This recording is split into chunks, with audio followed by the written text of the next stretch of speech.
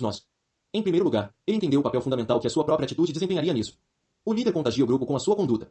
Muito disso ocorre no nível não verbal, à medida que as pessoas percebem a linguagem corporal e o tom de voz dele. Shackleton se imbuiu com um ar de otimismo e autoconfiança completos, e observou como isso contagiou o espírito dos homens. Em segundo lugar, ele teve que dividir a atenção de forma quase igual entre os indivíduos e o grupo. Deste último, monitorava os níveis de conversa nas refeições, a quantidade de imprecações que ouvia durante o trabalho, a rapidez com que os espíritos se elevavam quando algum entretenimento começava. E via o estado emocional de cada homem em particular, com base no tom de voz, na rapidez com que comia, na lentidão com que se levantava da cama. Caso notasse algum ânimo em especial, tentava prever o que os homens fariam, colocando-se no mesmo estado de espírito. Shackleton procurava por sinais de frustração ou insegurança nas palavras ou gestos dos tripulantes. Precisava tratar cada um de maneira diferente, dependendo da sua psicologia específica. Também tinha de ajustar as suas interpretações o tempo todo, pois os ânimos se alteravam com rapidez. Em terceiro lugar, ao detectar quaisquer quedas nos ânimos ou negatividade, ele precisava ser gentil. Broncas só deixariam os homens envergonhados e se sentindo expostos, o que levaria a efeitos contagiosos mais tarde. Era melhor conversar com eles, entrar no mesmo estado de espírito, e descobrir maneiras indiretas de ou elevar os ânimos ou isolar os homens sem que isso fosse notado. Com a prática, Shackleton percebeu que se tornava cada vez melhor naquilo. Com um olhar rápido de manhã, quase conseguia prever como os homens agiriam durante todo o dia. Alguns membros da tripulação acreditavam que ele tinha poderes psíquicos. Entenda, o que nos faz desenvolver esses poderes empáticos é a necessidade. Caso sintamos que a nossa sobrevivência depende de medirmos bem os ânimos e opiniões dos outros, encontraremos o foco necessário e teremos acesso a esses poderes. Em geral, não sentimos a necessidade disso. Imaginamos que entendemos muito bem as pessoas com quem lidamos. A vida pode ser hostil, e temos muitas outras tarefas a cumprir. Somos preguiçosos e preferimos confiar em julgamentos pré-prontos. No entanto, essa é sim uma questão de vida ou morte, e o nosso sucesso depende do desenvolvimento dessas habilidades.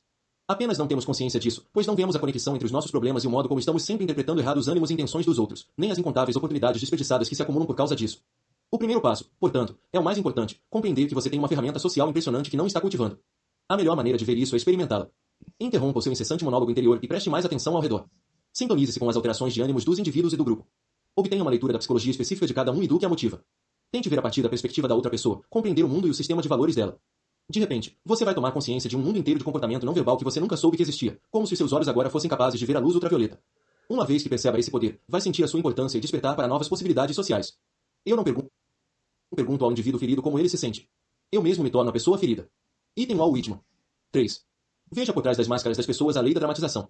As pessoas tendem a usar a máscara que as mostra da melhor maneira possível humildes, autoconfiantes, aplicadas. Elas dizem as coisas certas, sorriem, e parecem interessadas nas nossas ideias. Aprendem a esconder as inseguranças e a inveja. Se tomamos essas aparências como realidade, nunca conheceremos os seus verdadeiros sentimentos, e, de vez em quando, seremos pegos de surpresa se, de súbito, demonstrarem resistência, hostilidade e ações manipuladoras. Felizmente, a máscara tem rachaduras. Os indivíduos deixam vazar os seus sentimentos e desejos inconscientes o tempo todo, em sinais não verbais que não conseguem controlar por completo expressões faciais, inflexões vocais, tensão no corpo e gestos nervosos. Você precisa dominar essa linguagem, transformando-se num leitor habilidoso de homens e mulheres. Armado com esse conhecimento, vai conseguir tomar medidas defensivas. Por outro lado, como é pelas aparências que os outros vão julgá-lo, você precisa aprender como apresentar a melhor fachada e desempenhar o seu papel com eficiência máxima. A segunda linguagem. Em certa manhã de agosto de 1919, Milton Erickson, então com 17 anos de idade, futuro pioneiro da hipnoterapia e um dos psicólogos mais influentes do século XX, acordou e descobriu, de súbito, que partes do seu corpo estavam paralisadas. Nos dias que se seguiram, a paralisia se espalhou. Ele foi logo diagnosticado como tendo poliomielite, que era quase epidêmica na época. Deitado na cama, ouviu a mãe no aposento ao lado discutindo o caso dele com dois especialistas que a família chamara. Supondo que Erickson estava dormindo, um dos médicos disse a ela: "O rapaz estará morto pela manhã." A mãe entrou no quarto dele, nitidamente tentando disfarçar a tristeza, sem saber que o filho havia escutado a conversa. Erickson ficou lhe pedindo que movesse a cômoda junto à cama mais para lá, mais para cá. Ela imaginou que ele estivesse delirando, mas o rapaz tinha seus motivos para aquilo. Queria distraí-la da sua angústia, e queria o espelho numa posição específica. Se começasse a perder a consciência, se concentraria no pôr do sol que veria ali refletido, atendo-se àquela imagem pelo maior tempo que conseguisse. O sol sempre retornava, talvez ele também voltasse, provando o engano dos médicos. Em poucas horas, Erickson entrou em coma. Erickson recobrou a consciência 3 dias mais tarde. De algum modo, havia ludibriado a morte, mas agora a paralisia se espalhara por completo.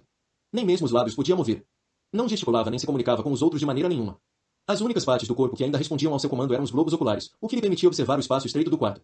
Em quarentena dentro da casa da fazenda na zona rural de Wisconsin, onde ele cresceu, só contava com a companhia das 7 irmãs, do irmão, dos pais e de uma enfermeira particular. Para alguém com a mente tão ativa, o tédio era agonizante. Um dia, porém, ao ouvir as irmãs falarem entre si, tomou consciência de algo que nunca havia notado antes. Enquanto conversavam, o rosto dela se contorcia com todo tipo de movimentos, e o tom de voz parecia ter vida própria. Uma irmã dizia à outra: "Sim, essa é uma boa ideia", contudo seu tom era monótono e seu sorriso, falso. Pareciam dizer: "Na verdade, não acho que seja uma boa ideia de forma nenhuma." De algum modo, um sim poderia de fato significar não. Agora ele prestava atenção nisso. Era um jogo estimulante. No decorrer do dia seguinte, contou 16 formas de não que ouviu, indicando vários graus de veemência, todos acompanhados de expressões faciais diferentes. Em determinado momento, notou que uma das irmãs dizia sim para algo ao mesmo tempo que sacudia a cabeça em sinal negativo. Era bem sutil, mas ele percebeu. Se as pessoas diziam sim quando sentiam que não, isso era aparente nas caretas e na linguagem corporal. Em outra ocasião, ocasião, Erickson observou Desguerre com muita atenção quando uma das irmãs ofereceu à outra uma maçã, mas a tensão no rosto e a rigidez nos braços da primeira indicavam que ela só estava sendo educada e claramente queria guardar a fruta para si. O sinal não foi captado pela segunda irmã, mas para ele era evidente. Incapaz de participar de conversas, ele via sua mente ser absorvida por completo pela observação das pessoas e dos gestos de mão, das sobrancelhas erguidas, do tom de voz e da maneira como cruzavam os braços de repente. Notou, por exemplo, a frequência com que as veias no pescoço das irmãs começavam a pulsar quando se inclinavam sobre ele, indicando o nervosismo que sentiam na presença dele. Os padrões de respiração enquanto falavam fascinavam, e o rapaz descobriu que certos ritmos indicavam tédio, e, em geral, eram seguidos por um bocejo. Os cabelos pareciam desempenhar um papel importante entre as irmãs. Um repuxar das mechas bem deliberado para trás significava impaciência, como quem diz, estou farta disso. Agora, por favor, cale-se. Contudo, um repuxar mais rápido e inconsciente talvez significasse atenção extasiada. Por estar confinado à cama, a audição de Erickson se aprimorou. Agora conseguia captar conversas no aposento adjacente, onde as pessoas não tentavam fingir amabilidade na frente dele. Logo percebeu um padrão peculiar, era raro que todos fossem diretos em conversações. Uma irmã passava vários minutos fazendo rodeios, deixando pistas para as outras do que ela queria de fato, como tomar emprestado uma peça de roupa ou ouvir um pedido de desculpas. O desejo oculto era indicado com clareza pelo seu tom de voz, que dava ênfase a certas palavras. A esperança dela era que as outras perceberiam isso e ofereceriam o que ela desejava, mas muitas vezes as pistas eram ignoradas, e a moça era forçada a dizer diretamente o que queria. Todas as conversações se encaixavam nesse padrão recorrente. Logo se tornou um jogo para Erickson adivinhar, no menor número de segundos possível, ao que a irmã estava aludindo. Era como se, em meio à paralisia, ele houvesse se tornado, de súbito, consciente de um segundo canal de comunicação humana, uma segunda linguagem, em que as pessoas expressavam algo do fundo de si mesmas, por vezes sem se darem conta disso. O que aconteceria se ele conseguisse, de algum modo, dominar a complexidade dessa linguagem? Como isso alteraria sua percepção das pessoas? E se ele conseguisse estender os poderes de leitura aos gestos quase invisíveis que os indivíduos fazem com os lábios, a maneira de respirarem, ao nível de tensão nas mãos? Certo dia, muitos meses mais tarde, sentado à janela numa poltrona reclinável especial que a família havia projetado para ele, Erickson ouvia o irmão e as irmãs brincando do lado de fora. Ele havia recobrado os movimentos dos lábios e era capaz de falar, mas o corpo permanecia paralisado. Queria desesperadamente se juntar a eles. Como se houvesse se esquecido da paralisia por um momento, na sua mente ele começou a se levantar e, por um breve segundo, sentiu um espasmo muscular na perna, a primeira vez que sentia qualquer movimento no corpo. Os médicos tinham dito à mãe de Erickson que este jamais andaria de novo, mas já haviam se enganado antes. Com base naquele simples espasmo, o rapaz decidiu realizar um experimento. Concentrou-se intensamente num músculo específico da perna, lembrando-se das sensações que tivera antes da paralisia, querendo muito ser capaz de movê-la, e imaginando que ela funcionava de novo. A enfermeira massageava aquela área. Aos poucos, com sucesso intermitente, Erickson sentiu um espasmo, então, algum movimento leve retornando ao músculo. Por meio desse processo agonizantemente lento, ele se ensinou a se levantar, depois a dar alguns passos, depois a andar pelo quarto, depois pela casa, aumentando as distâncias. De algum modo, ao recorrer à força de vontade e à imaginação, Erickson foi capaz de alterar as suas condições físicas e recobrar todos os movimentos. Era óbvio para ele que a mente e o corpo operavam em conjunto, de maneiras que pouco compreendemos. Querendo explorar isso mais a fundo, decidiu seguir carreira em medicina e psicologia, e, no fim da década de 1920, começou a praticar psiquiatria em vários hospitais. Rapidamente desenvolveu um método que era seu e o absoluto oposto do dos outros profissionais. Quase todos os psiquiatras concentravam-se, em geral, nas palavras, convencendo os pacientes a falar, em especial a detalhar a primeira infância. Dessa forma, tinham esperança de obter acesso ao inconsciente deles. Erickson, em vez disso, se concentrou mais na presença física das pessoas como uma entrada à vida mental e ao inconsciente de cada uma. As palavras eram muitas vezes um disfarce, uma forma de encobrir o que estava acontecendo de verdade. Deixando os pacientes bem confortáveis, detectava sinais de tensão oculta e de desejos insatisfeitos que transpareciam no rosto, na voz e na postura. Enquanto fazia isso, explorava em maior profundidade o mundo da comunicação não verbal. O lema era observar, observar, observar. Com esse propósito, mantinha um caderno, anotando as suas observações. Um elemento que o fascinava em especial era a maneira de andar do ser humano, talvez um reflexo das próprias dificuldades em reaprender a usar as pernas. Ele observava as pessoas caminhando em qualquer parte da cidade. Prestava atenção ao peso do passo, havia o andar enfático daqueles que eram persistentes e cheios de determinação, o passo leve dos que se mostravam mais indecisos, o andar fluido e relaxado de quem parecia bem preguiçoso, o andar distraído do indivíduo perdido em pensamentos. Observava de perto o balançar exagerado dos quadris ou o andar impertigado de cabeça erguida, indicando um nível alto de autoconfiança à passada masculina exagerada, o arrastar despreocupado dos pés do adolescente rebelde. Erickson tomava nota das mudanças súbitas na forma de andar das pessoas quando estas se mostravam entusiasmadas ou nervosas. Tudo isso lhe fornecia informações infinitas sobre os ânimos e a autoconfiança delas. Erickson posicionou a sua escrivaninha num canto do escritório, de forma que os pacientes caminhassem até ele, e notava mudanças na forma de andar entre antes e depois da sessão. Escrutinava o modo como se sentavam, o nível de tensão nas mãos ao segurarem os braços da poltrona, o quanto encaravam ao falar, e numa questão de poucos segundos, sem que palavras fossem trocadas, obtinha uma leitura aprofundada das inseguranças e rigidez do paciente, mapeadas com clareza na linguagem corporal deste. Em determinada época da sua carreira, Erickson trabalhou numa ala para pacientes com distúrbios mentais. Numa situação específica, os psicólogos de lá estavam perplexos com o caso deles, em particular um ex-empresário que fizera fortuna e depois perderá tudo por causa da Grande Depressão. O homem apenas chorava e movia as mãos o tempo todo para frente e para trás, a partir do peito. Ninguém entendia a raiz daquele tique nem sabia como ajudá-lo. Conseguir que ele falasse não era fácil e não levava a lugar algum. Erickson, porém, assim que o viu, compreendeu a natureza do problema. Por meio daquele gesto, o homem expressava literalmente os esforços fúteis de progredir, na vida dele, e o desespero que isso lhe produzia. Erickson foi até ele e disse, a sua vida teve muitos altos e baixos. Ao dizer isso, o movimento dos braços passou a ser para cima e para baixo. O homem mostrou interesse nesse novo movimento, e este então se tornou o seu tique. Trabalhando com um terapeuta ocupacional no local, Erickson colocou blocos de lixo em cada uma das mãos do homem e posicionou um pedaço de lenha diante dele. Logo o homem se encantou com o ato de lixar madeira e com o cheiro desta enquanto a polia. Ele parou de chorar e passou a ter aulas de marcenaria, esculpindo jogos sofisticados de xadrez e vendendo-os. Concentrando-se somente na linguagem corporal e alterando o movimento físico do homem, Erickson conseguiu alterar a posição travada da mente do paciente e curá-lo.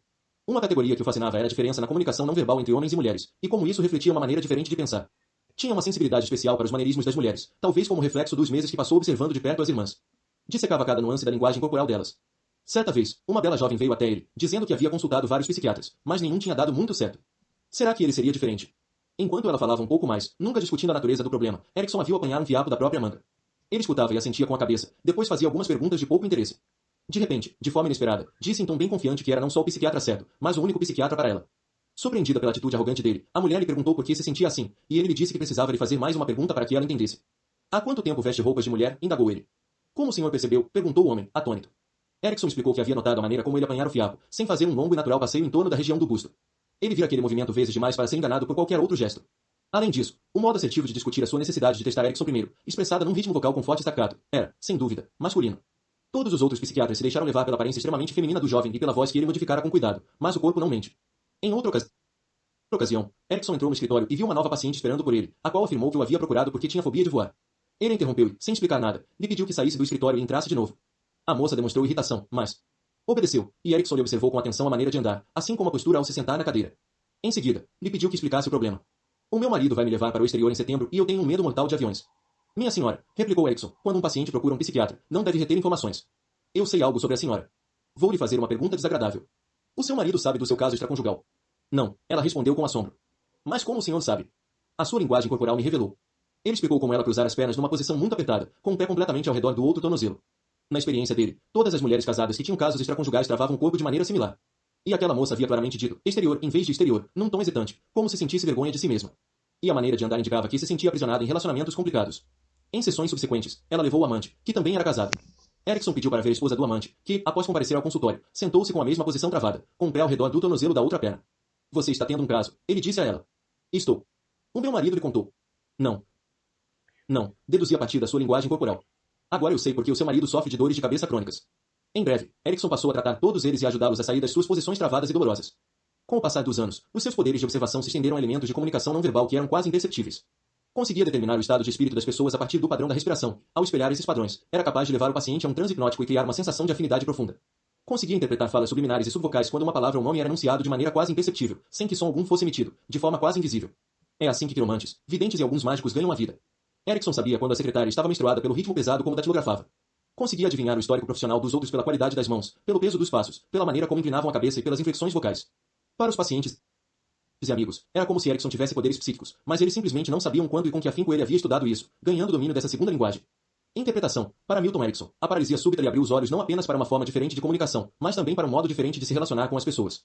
Quando ouvia as irmãs e captava novas informações a partir dos seus rostos e vozes, ele não registrava isso somente com os sentidos, mas também se sentia vivenciando parte do que lhes passava pela mente.